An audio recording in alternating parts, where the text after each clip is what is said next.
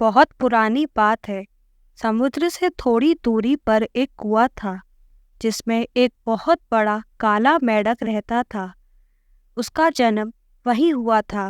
वो कभी भी एक दिन के लिए भी उस कुएं से बाहर नहीं गया था।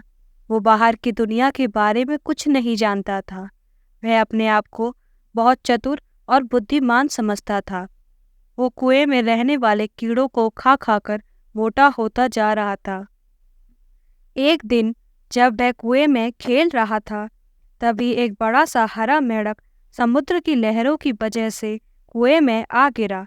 काले मेंढक ने सोचा, लगता है आज तो कोई बड़ा कीड़ा हाथ लगा है। आज तो दावत होगी। हा हा हा हा।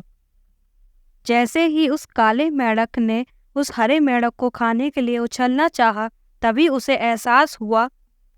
अरे नहीं नहीं, ये तो कोई कीड़ा नहीं। ये तो मेरे जैसा ही दिखता है। लगता है ये भी कोई मेंढक ही है। काला मेंढक बहुत डरा हुआ था, पर वो ये दिखाना नहीं चाहता था। इसलिए उसने बड़ा आत्मविश्वास इकट्ठा करते हुए कहा, कौन हो तुम? मैं एक यात्री हूँ समुद्र से। मैं जानता हूँ, लेकिन तुम्हारा यहाँ क्या काम है?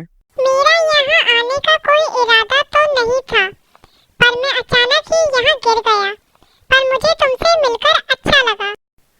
काला मेंढक उसका जवाब सुनकर कुछ शांत हुआ, पर वह उस नए हरे मेंढक के बारे में सब कुछ जानना चाहता था। तुम कहाँ से हो? मैं समुद्र से हूँ। समुद्र? वो क्या होता है? वो कितना बड़ा होता है? क्या वो मेरे कुएं से भी बड़ा है? तुम समुद्र की तुलना कुएं से कर भी कैसे सकते हो? तुम्हारा समुद्र मेरे कुएं से भी बड़ा है? क्या बकवास है ये। समुद्र की कुएं से तुलना करना, वो हजारों से भी हजारों गुना बड़ा है तुम्हारे कुएं से। नहीं, कुछ भी मेरे कुएं से बड़ा नहीं हो सकता। तुम झूठ बोल रहे हो।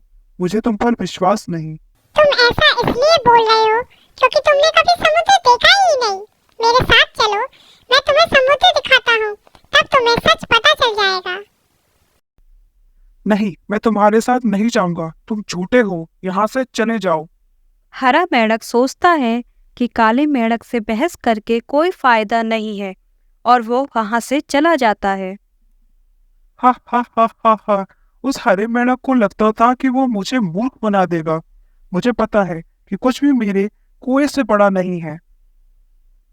तो बच्चों, हमें इस कहानी से शिक्षा मिलती है, किसी को भी काले मेंढक की तरह नहीं बनना चाहिए। हमेशा दूसरों की बात को समझना और सम्मान करना चाहिए। यही हमारी संस्कृति का चिन्ह है।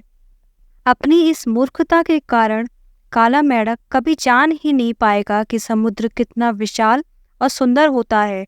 हमेशा वह कुएं का मेंढक बनकर ही रह जाएगा।